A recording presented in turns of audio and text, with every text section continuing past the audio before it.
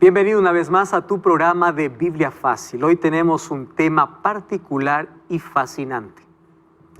¿Sabías que en el santuario encontramos las más grandes verdades y todas las doctrinas casi están relacionadas con el ministerio de Cristo? Entonces, bienvenido a este fascinante capítulo de Biblia Fácil. Espero que estés allí con Biblia en mano, junto a toda la familia, porque ya comenzamos este programa. Acompáñanos donde tú estás para que juntos podamos orar.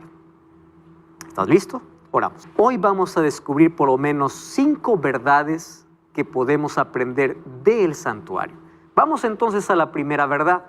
Y para ello vamos a abrir la Biblia en el libro de Apocalipsis, capítulo 11, versículo 19.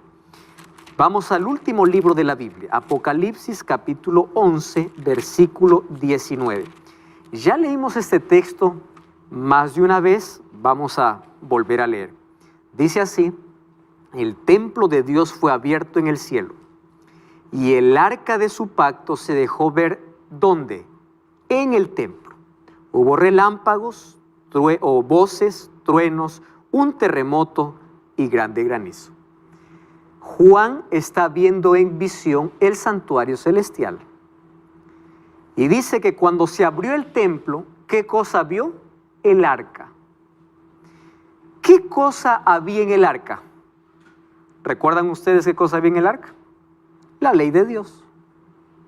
¿Cuál es la primera verdad que tenemos que aprender del santuario? Es que la ley de Dios es eterna. No fue quebrada, no fue anulada, es perpetua, porque refleja el carácter de Dios. Si en el cielo se vio el arca de su pacto y el santuario terrenal era una sombra o una copia de lo que Moisés vio en el cielo, significa que la ley de Dios está en un lugar muy especial, porque bajo su ley es la base del gobierno de Dios.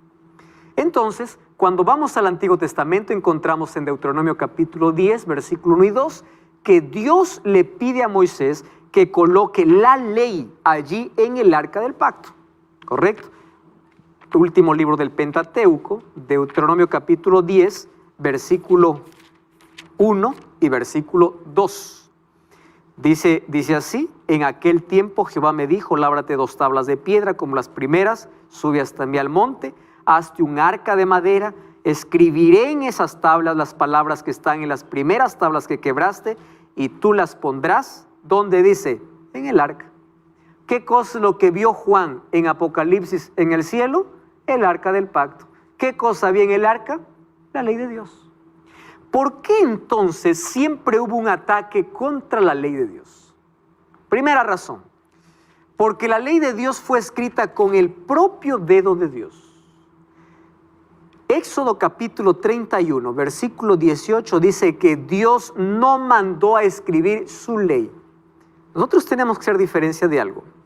El pueblo judío o el pueblo israelita tenía muchísimas leyes. Leyes de salud, leyes de convivencia. El libro de Levítico tenemos muchas leyes, pero la ley que fue escrita con el dedo de Dios, Dios no le dijo que Moisés escribiese. Él mismo las escribió. Y lo que Dios escribe con su propio dedo es eterno, porque Él los hace, Él los escribe. No puede de alguna manera cambiarse. Ahora, ¿por qué entonces tanta pelea? Incluso algunos discuten por este asunto en algunas denominaciones religiosas. Varios predicadores salen diciendo, no necesitamos de ley, la ley fue anulada, etc. Vamos a entender algunas verdades sobre la ley de Dios que yo quiero que quede claro. He orado para que este tema quede muy claro. Número 1, amigos, la ley de Dios no surgió en el Sinaí. La ley de Dios es eterna. Por ejemplo, Adán y Eva ya conocían la ley de Dios. Abraham conocía la ley de Dios. En el Sinaí Dios dio su ley escrita. Quiere decir que antes ellos ya conocían la ley de Dios de manera oral. Pero lo que yo diga no tiene valor a menos que la Biblia no lo sustente.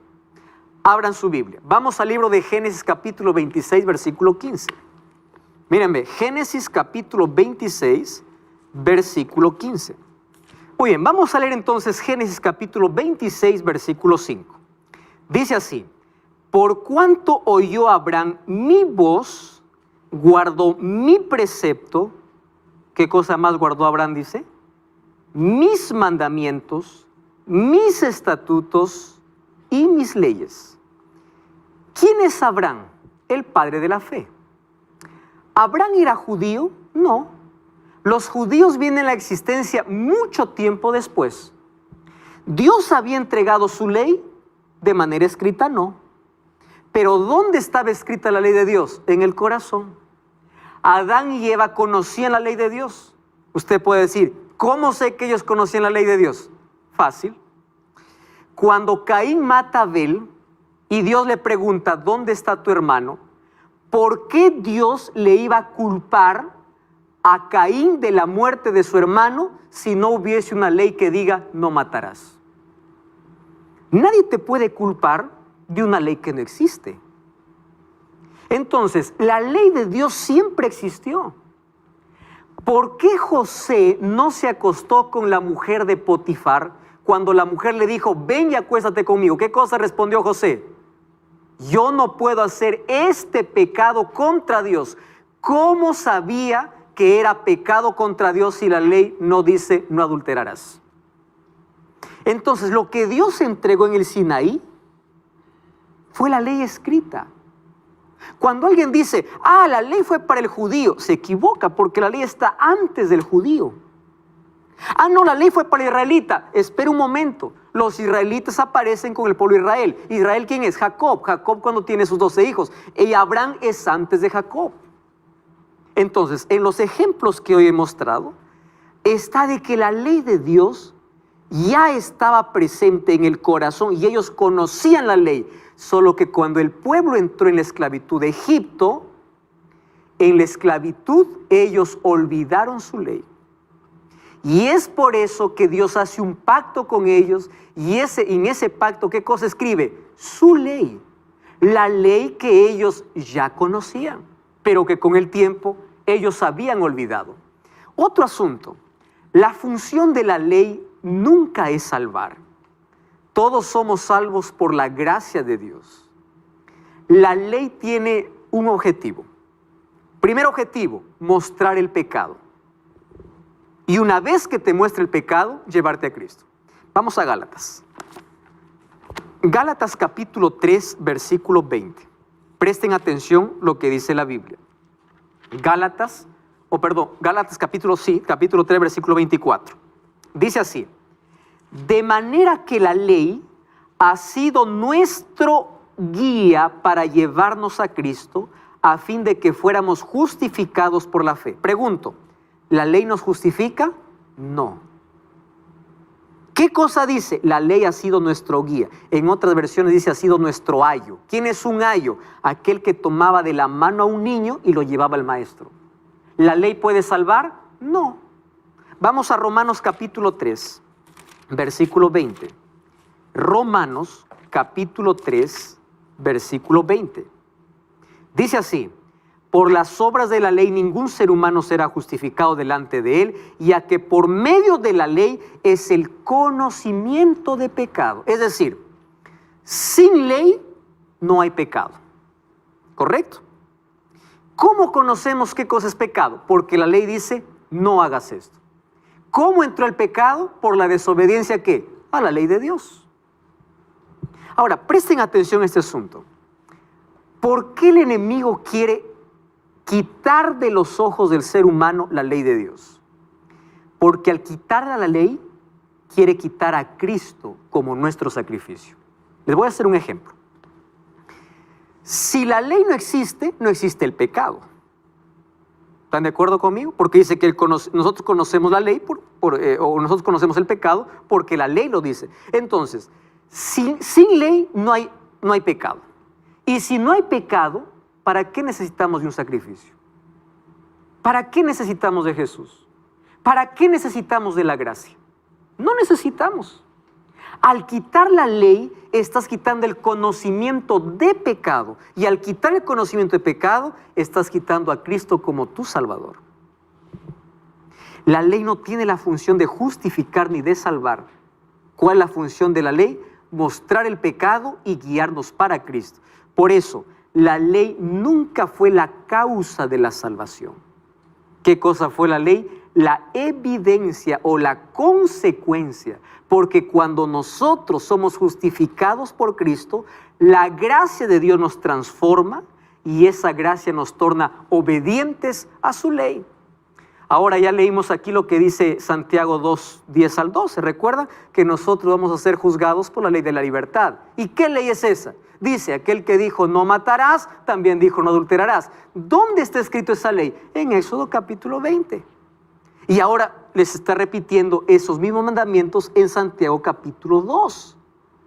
Entonces, si es una norma de juicio, ¿cómo va a ser abolida? Otro asunto a tener en cuenta.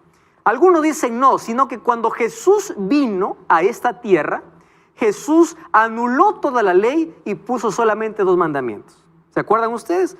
Amar a Dios sobre todas las cosas, amarás a tu prójimo como a ti mismo. Eso es toda la ley. Yo les pregunto, ¿eso Jesús lo creó en el Nuevo Testamento? No. ¿Ustedes sabían que Jesús está tomando el Antiguo Testamento? Vamos al libro de Levítico. Vamos al libro de Levítico capítulo 19. Mírenme, Levítico capítulo 19, versículo 18. Levítico capítulo 19, versículo 18. Presten atención. Dice así, no te vengarás ni guardarás rencor a los hijos de tu pueblo, sino amarás a tu prójimo como a ti mismo. Jesús no está colocando una nueva ley. Jesús está repitiendo ya lo que existía en el Antiguo Testamento. ¿Y de dónde sale amarás a Dios sobre todas las cosas? Deuteronomio capítulo 6, versículo 1 al 5. Cuando dice, oh Israel, Jehová, nuestro Dios Jehová uno es, amarás al Señor Jehová tu Dios con todo tu corazón. Cuando le preguntaron, ¿cuál de los mandamientos es el mayor? Jesús sabía de que ellos estaban colocándole una trampa. Porque si él decía, este es mayor que el otro, lo iban a acusar de ser transgresor de la ley. Por eso Jesús resumió la ley que dio en el Sinaí en 2 grandes pilares. Amor a Dios y amor al prójimo. Vamos a Éxodo capítulo 20. Versículo 1 en adelante está la ley de Dios. Y ahí, ¿qué cosa encontramos? Primer mandamiento, no te harás dioses ajenos delante de mí. Segundo mandamiento, no te harás imagen ni escultura. Tercer mandamiento, versículo 7, no tomarás el nombre de Jehová tu Dios en vano. Versículo 8, cuarto mandamiento, acuérdate del sábado para santificarlo. Los 4 primeros mandamientos hacen referencia a ¿qué? De nuestra relación ¿con quién? Con Dios. A partir del 5.º mandamiento, honra a tu padre y a tu madre. 6.º, no matarás. 7.º, no cometerás adulterio. 8.º, no hurtarás. 9.º, no dirás falso testimonio. 10.º, no codiciarás. ¿En nuestra relación con quién? Con el prójimo. ¿Jesús anuló la ley? No lo anuló. Lo resumió en 2 grandes pilares. Porque la ley se basa ¿en qué? En el amor. Amor a Dios y amor al prójimo. Aquel que guarda la ley para salvarse se convierte en legalista, porque aquel piensa que guardando la ley se va a salvar, pero aquel que guarda la ley por amor a Dios es un cristiano, porque el amor es el resultado de la gracia transformadora de Dios en el corazón. Otro asunto importante que debemos entender de la ley es que el diablo odia la ley. ¿Por qué? Vamos a Romanos capítulo 7. Romanos capítulo 7, versículo 12. Miren lo que dice la Biblia. De manera que la ley a la verdad es santa, el mandamiento es santo, justo y bueno. ¿Saben quién está escribiendo aquí? Pablo. Pablo escribió 13 cartas en el Nuevo Testamento.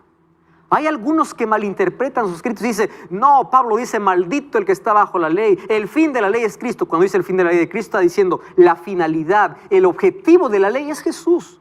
Cuando dice aquel maldito el que está bajo la ley, está diciendo maldito el que está bajo la condenación de la ley. Solo que algunas personas sacan el texto de su contexto para hacer decir a Pablo lo que no dice. ¿Qué dice Pablo en Romanos 7:12? De manera que la ley de la verdad es santa, justa y buena. Yo les pregunto, ¿quién es Dios? santo, justo y bueno. La ley representa el carácter de Dios. Y una cosa más, ¿saben por qué descubro que Satanás odia tanto la ley de Dios? Porque odia a aquellos que guardan la ley de Dios. Vamos a Apocalipsis capítulo 14. Apocalipsis capítulo 14. Vamos a leer allí el versículo 12. Miren, 14, 12. Aquí está la paciencia de los santos, los que guardan los mandamientos de Dios y la fe de Jesús. ¿Qué dice el capítulo 17? Vamos a leer el capítulo 12, versículo 17. Miren, ve, capítulo 12, versículo 17. Entonces el dragón se llenó de ira contra la mujer. ¿Quién es mujer en profecía? Iglesia. Y se fue a hacer guerra contra la descendencia de ella, los que guardan los mandamientos de Dios y tienen el testimonio de Jesús. El diablo está enfurecido contra la ley y odia a aquellos observadores de la ley. Una vez más, la ley nos salva, pero cumple un propósito: mostrar el pecado, y es la muestra o la evidencia de que somos transformados por la gracia de Dios. Jesús guardó la ley. Mateo 5:17 dice: no penséis que vine a abrogar la ley y los profetas, no he venido para abrogar sino para cumplir. De cierto digo que hasta que pase el cielo y la tierra, ni una jota ni una tilde perecerá de la ley. Si ustedes leen Mateo capítulo 5, Jesús, en lugar de anular la ley, engrandeció la ley. La palabra cumplir significa engrandecer. Jesús dijo, ustedes escucharon que fue dicho, no adulterarás, sí, pero Jesús dice, yo os digo, aquel que ya en su mente codicia, ya adulteró. Entonces pregunto, ¿Jesús vino para anular o engrandecer la ley? Engrandecer. No vino para anularla. Jesús mismo guardó la ley. Ah, no, pastor, Jesús guardó la ley porque era judío. Espera un momento. ¿Y por qué no guardó las tradiciones de los otros? Porque si alguien me dice que Jesús guardó la ley por ser judío, entonces ¿por qué los líderes judíos buscaban para matarlo? Si él estaba conforme a todas sus leyes. Porque Jesús no guardaba tradiciones que ellos estaban acostumbrados. Jesús guardó la ley. Otra cosa, si Jesús quebró la ley, entonces se convirtió en un transgresor. Y si es transgresor, es un pecador. Y si es pecador, no puede ser mi Salvador. ¿Comprenden eso? Por eso Jesús dice, yo no he venido para anular la ley o los profetas. ¿Qué tipo de ley fue anulada en la cruz? ¿Recuerdan? Las leyes ceremoniales. Todas aquellas que fueron apuntadas para el ministerio de Cristo. Y en el Nuevo Testamento encontramos los 10 mandamientos en diferentes textos, desde el primero hasta el 10º. Ahora, ustedes ya han escuchado, y yo quiero que el concepto quede muy claro para nosotros. Lo estoy repitiendo más de 2 o 3 veces porque algunos que dicen allí los adventistas enseñan que tienen que guardar la ley para salvarse. Pero un momento, eso nunca enseñamos. Efesios 2:8 dice, somos salvos por fe y gracia. No se olviden, gracia es lo que recibimos de Dios. Fe es la respuesta humana ante la iniciativa divina. Somos salvos por fe y gracia. El concepto está claro para nosotros. Nadie se salva por guardar, mas el asunto es el siguiente. ¿Qué dice Romanos 3:31? Miren, abran la Biblia allí. Romanos capítulo 3, versículo 31. Dice así, luego pues, por la fe anulamos la ley o invalidamos la ley. ¿Qué cosa dice? De ninguna manera, al contrario, ¿qué cosa hacemos? Confirmamos la ley. Eso no le está predicando una iglesia, lo está diciendo la Biblia. ¿Cómo somos salvos? Por fe y gracia. Ahora, ¿la fe anula la ley? No lo anula, confirma la ley. Entonces, ¿por qué hay algunos que proclaman y dicen, no, la ley ya fue anulada? Queridos, no existe conflicto entre ley y gracia. Las dos van de la mano, las dos van juntas. Nosotros queremos ponerlo en conflicto, pero cuando no existe conflicto entre ellas. Nadie se salva del Antiguo Testamento por guardar la ley y del Nuevo Testamento por la gracia. No, la salvación siempre fue por gracia desde el jardín del Edén. Y la ley siempre estuvo vigente, porque la ley no tiene capacidad para salvar, sino para mostrar el pecado y para llevarnos a Cristo, no para salvar. Ahora, nosotros tenemos que comprender un asunto interesantísimo, porque hay algunos que dicen así: ustedes guardan la ley porque están en el viejo pacto. ¿Escucharon ustedes esa expresión? El antiguo pacto. Ahora nosotros estamos en el nuevo pacto. En el nuevo pacto ya no tenemos ley. Vamos a ver si eso es verdad. ¿Qué cosa es pacto? Pacto viene del hebreo berit. Pacto. ¿Qué es un pacto? Un acuerdo entre dos. Vamos a ver cuál es la diferencia del antiguo pacto y del nuevo pacto. ¿Están listos? Vamos a Deuteronomio, capítulo 4, versículo 13. Vamos a ver en qué consistía el antiguo pacto, luego vamos a ver en qué consiste el nuevo pacto. Deuteronomio, capítulo 4, versículo 13. Deuteronomio 4, 13. Dice así: y él os anunció su pacto, el cual os mandó poner por obra. ¿Cuál es su pacto? ¿Qué cosa dice?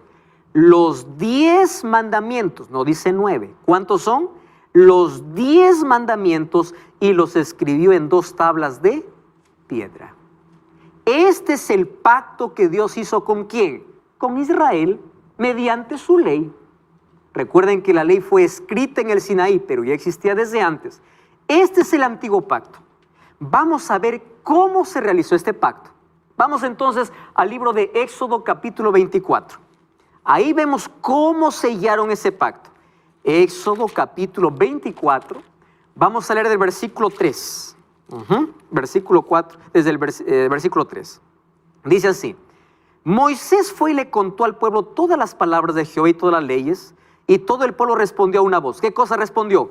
Cumpliremos todas las cosas que Jehová ha dicho. Muy bien, vamos a leer el versículo 6. Tomó la mitad de la sangre, lo puso en tazones, la esparció la otra mitad de la sangre sobre el altar. Después tomó el libro del pacto y lo leyó a los oídos del pueblo. Y ellos, ¿qué cosa dijeron? Obedeceremos y haremos todas las cosas que Dios ha dicho. ¿Qué cosas están haciendo? Un acuerdo. Dios dice: doy mi ley. Ellos, ¿qué cosa dijeron? Obedeceremos. Eso es el pacto antiguo. Y además, para sellar ese pacto, ¿qué cosa hubo? Sacrificios. ¿Quién fue el intermediario en el pacto? Moisés. Eso fue el pacto antiguo. Ah, no, pero ahora estamos en un nuevo pacto. Vamos a ver cuál es el nuevo pacto. Vamos al libro de Jeremías. ¿Está bien? Jeremías, capítulo 31. ¿Por qué era necesario hacer un nuevo pacto? Porque Israel quebró el pacto antiguo. En lugar de obedecer los mandamientos, fueron tras la apostasía. Miren el capítulo 31, versículo 31 al 33. Dice así, Jeremías 31, 31 al 33. Vienen días, dice Jehová, en los cuales haré, ¿qué cosa? Un nuevo pacto con la casa de Israel y con la casa de Judá. No como el pacto que hice con sus padres en el día que tomé de su mano para sacarlo de la tierra de Egipto, porque ellos quebraron mi pacto, aunque yo fui marido para ellos, dice Jehová. Este es el pacto que haré con la casa de Israel después de aquellos días, dice Jehová. ¿En qué consiste el nuevo pacto? Pondré mi ley, ¿dónde? En su mente, y las escribiré, ¿dónde? En su corazón.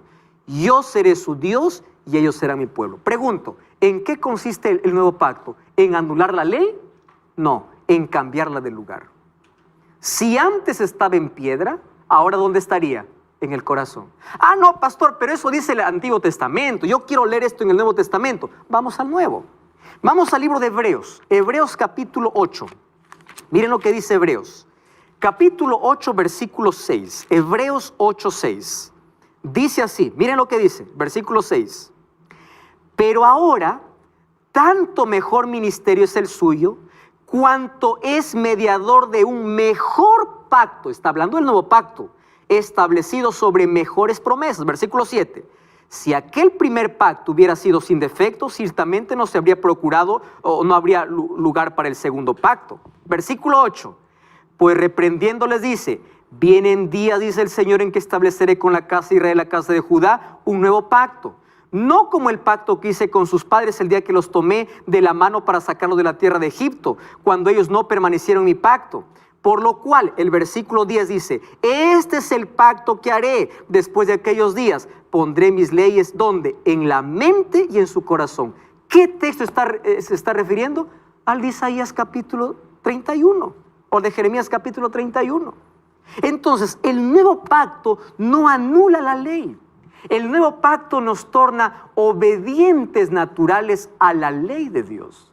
¿Y por qué dice mejores sacrificios? Claro, en el primer pacto, ¿qué sacrificios hicieron? De animales. En el segundo pacto, ¿cuál es el sacrificio? El de Cristo.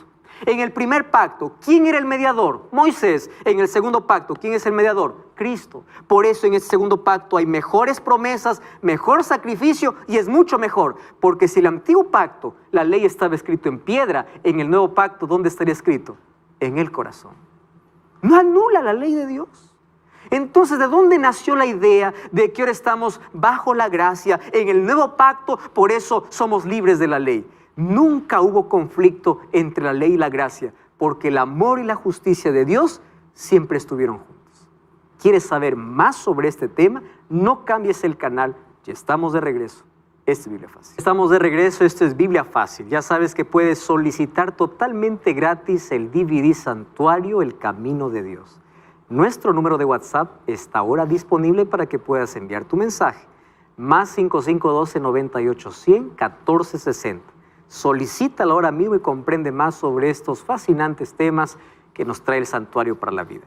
Estamos viendo grandes verdades que nos enseña el santuario. La primera es que la ley de Dios sigue vigente, porque si la ley estaba en el lugar santísimo, en el arca del pacto, Juan vio en el cielo el arca del pacto, una vez más allí.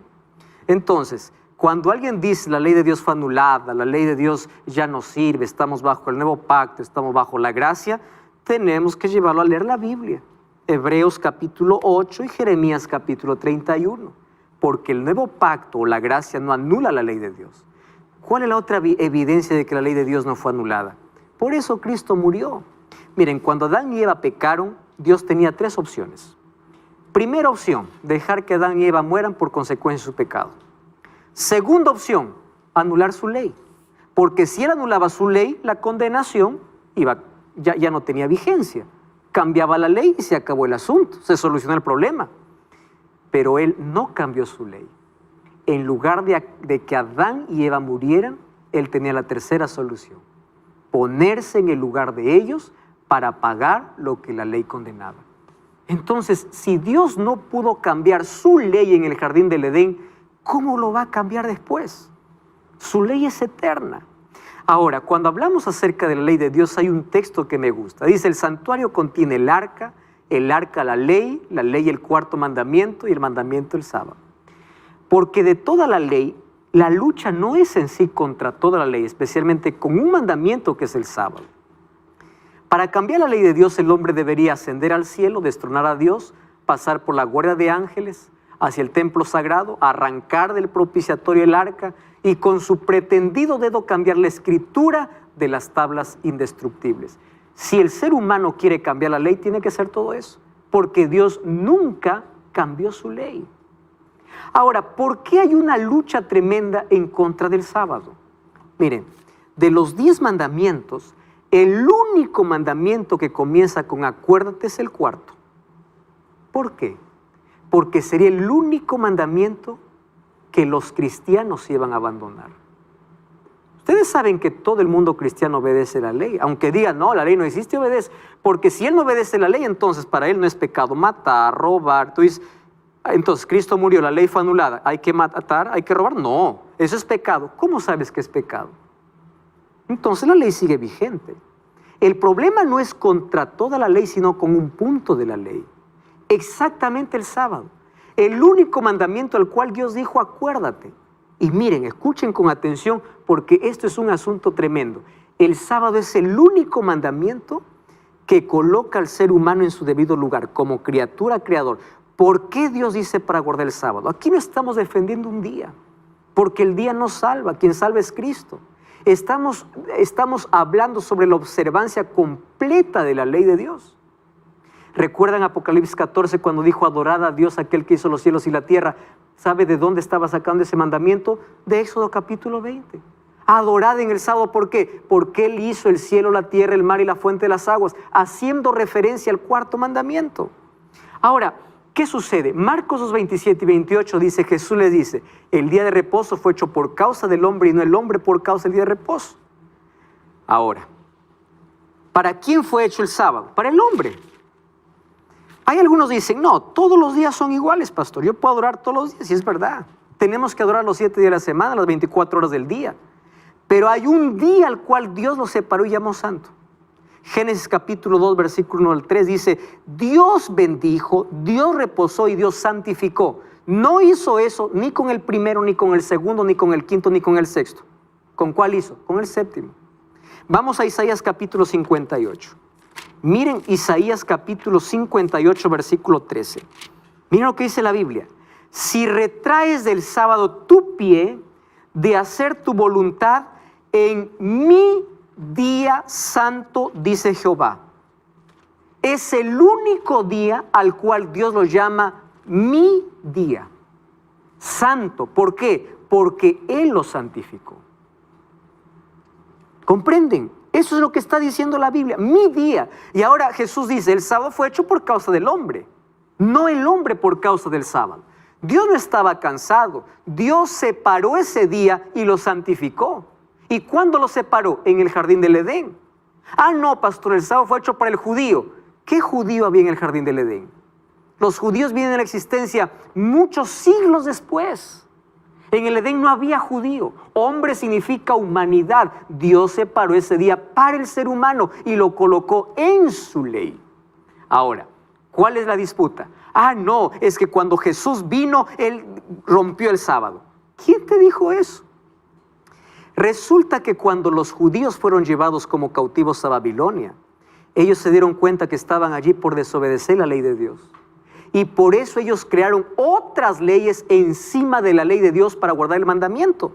Leyes ridículas. Por ejemplo, quien camina más de 1000 pasos en sábado, comete pecado. Quien escupe a la tierra en sábado, comete pecado porque está regando la tierra. Eso no era el mandamiento de Dios. Y ellos hicieron de la ley de Dios una carga pesada.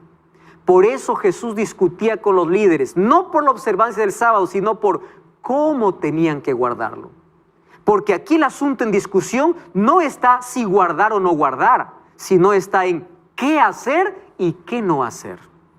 Eso era la discusión. Por eso que cuando Jesús hacía un milagro decía, ¿acaso no es lícito hacer el bien el día de reposo? Claro, porque el sábado nunca fue hecho para ser una carga, sino para ser una bendición, donde uno se relaciona con Dios y con el prójimo. Pero los judíos hicieron del sábado una carga tan pesada que Jesús vino y discutió con ellos sobre eso, porque ellos habían puesto una carga tan pesada. Ustedes sabían que allí en los libros, en la Mishnah y los libros judíos que tenían, hay por lo menos 613 leyes que colocaron encima de la ley de Dios. Eso es lo que Jesús vino a cambiar, para que la ley de Dios pueda quedar la manera como Él lo dio. Lucas 4:16 dice que Jesús tenía la costumbre de ir a la sinagoga en el día de reposo. La palabra reposo aparece con un asterisco. Al final dice aquí equivale a sábado. Miren, pastor, pero eso fue antes de la crucifixión.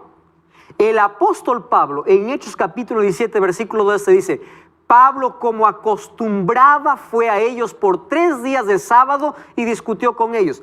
El apóstol Pablo, recuerden que él se convierte al cristianismo 3 años y medio después que Jesús murió, que Jesús resucitó.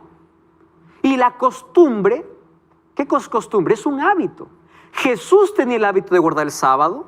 Los apóstoles después de su resurrección seguían guardando el sábado. Otra evidencia, Mateo 24:20, cuando Jesús dice, orad para que vuestra huida no sea en invierno y sábado, está hablando de lo que ocurriría en el año 70 después de Cristo. Si el día de reposo cambiaría en la cruz, entonces Jesús hubiese dicho así, orad para que vuestra huida no sea en domingo. Jesús está hablando de una profecía que se cumpliría 70 años después, o en el año 70 después de Cristo, y Jesús murió en el año 31. ¿Cuánto tiempo pasó?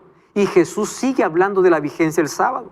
Ustedes saben que las mujeres, María y todas ellas, dice que fueron y guardaron el sábado conforme al mandamiento.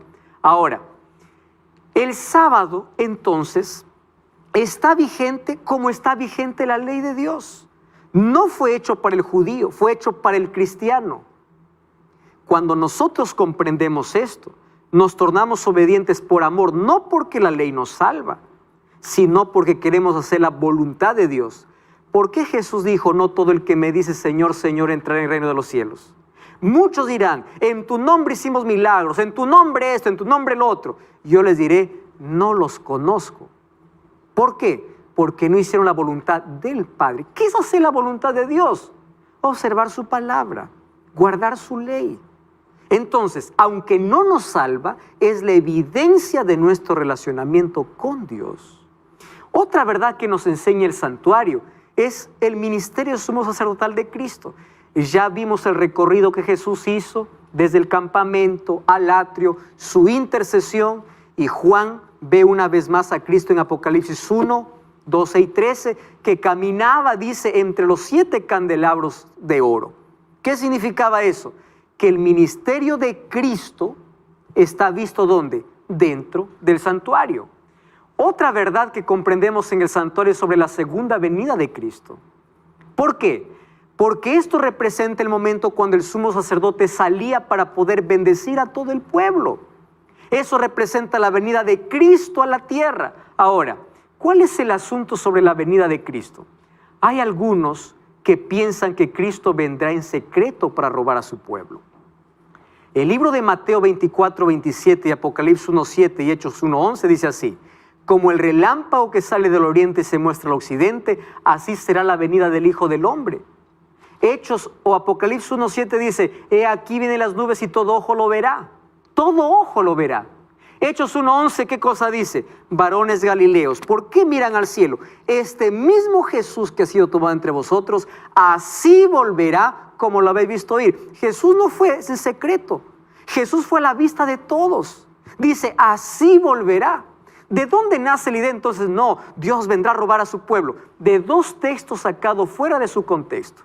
Mateo 24 dice, 2 estarán en el campo, una será tomada y otra será dejada. Si nosotros tomamos ese texto de manera literal, significa que el 50% de la humanidad se salva y el 50% se pierde. ¿Por qué? Porque de 2, uno se va y uno se queda. Eso no es lo que está enseñando Jesús.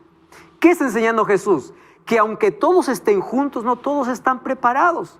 Ah, no, pastor, pero Jesús dice que vendrá como ladrón en la noche. ¿Qué significa como ladrón en la noche? El ladrón no avisa cuando va a robar.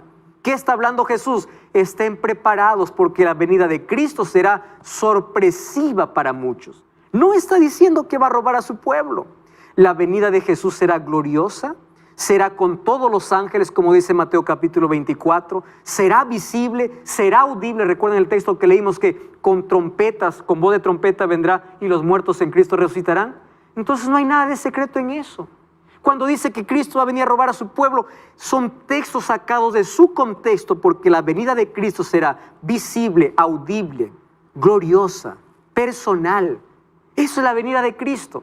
Otra cosa, otra verdad que nos enseña el santuario es el estado inconsciente de los muertos. Les voy a explicar cómo nos enseña esto el santuario. Miren, ven.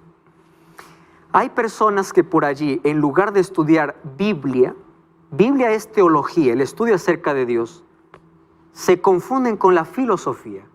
La teología y la filosofía es muy diferente. ¿Qué cosa dice la Biblia? Cuando uno muere, va a la sepultura y murió. No hay nada que sale de su cuerpo. La primera mentira del diablo, ¿cuál fue? No morirás. La palabra no morirás que el diablo dijo a Adán y Eva todavía se conserva hoy, incluso con la filosofía. ¿Qué cosa decía Platón? Platón decía, cuando uno muere, algo sale del cuerpo, porque el alma es prisionera del cuerpo. Y el alma va deambulando y va a algún lugar. Incluso en las iglesias se proclama, el alma está mirando, el alma está en el paraíso, el alma aquí. Eso no es Biblia, eso es platonismo, eso es filosofía griega. ¿Qué cosa nos enseña la Biblia? Cuando uno muere entra en un estado de inconsciencia. ¿Por qué? Porque si algo sale del cuerpo, quiere decir que él no murió, está todavía vivo. Y si está todavía vivo, ¿qué juicio va a haber contra él? Todavía puede tomar decisiones, todavía puede estar en un lugar, todavía puede visitar a otro lugar. Entonces, echamos por tierra toda la verdad del santuario. Miren, Lázaro murió. Y cuando Lázaro murió, Jesús fue para poder consolar y también para poder resucitar a Lázaro. Vamos a Juan capítulo 11. Miren lo que Jesús habla acerca del estado de los muertos. Juan capítulo 11. Allí Jesús le dice a Marta, tu hermano va a resucitar. ¿Correcto? Miren, Juan capítulo 11. Tu hermana va a resucitar, le dice. Vamos a leer el versículo 23. Jesús le dijo, tu hermano resucitará. Y Marta, ¿qué cosa le dijo? Yo sé que resucitará ¿cuándo? En la resurrección, en el día final. Quiere decir que cuando uno muere, no va a ningún lugar. Porque si todos los muertos están en el cielo o en el paraíso, ¿para qué va a venir Jesús? ¿Para qué va a haber resurrección cuando Él venga? No tiene sentido. La resurrección tiene sentido cuando el muerto va a la sepultura y el cuerpo se vuelve polvo, como dice Eclesiastés 12:7. Ahí tiene sentido la resurrección, si no, ¿para qué? Ahora, miren otro texto. Vamos al libro de Juan capítulo 11. ¿Correcto? Miren, en Juan capítulo 11 encontramos allí otra declaración, otra